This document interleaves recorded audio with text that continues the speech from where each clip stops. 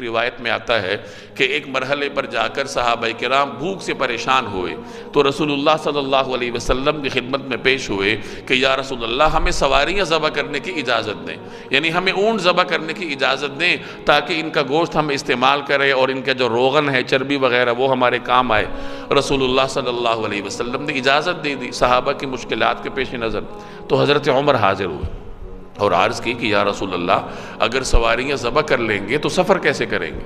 سفر کی مشکل کی وجہ سے حضرت عمر نے سواریوں کو ذبح نہ کرنے کی درخواست کی، اور ساتھ یہ درخواست کی کہ یا رسول اللہ جس کے پاس جو کچھ ہے آپ انہیں جمع کرنے کا حکم صادر فرمائیے اور اللہ تبارک و تعالی سے برکت کی دعا کیجئے تو اللہ جل جلالہ اس میں برکت ڈال دے گا۔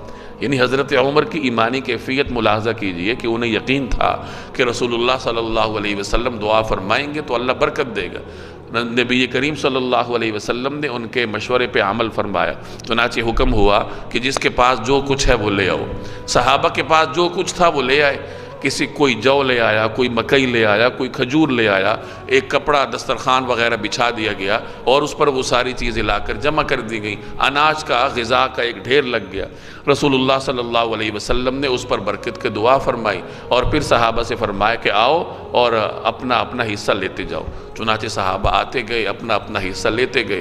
تمام صحابہ نے سیر ہو کر اپنے لیے کافی مقدار میں غذا بھی حاصل کی، اور اس کے باوجود بھی وہ کھانا، اناج اور غذا جو تھی وہ بچ گئی تھی۔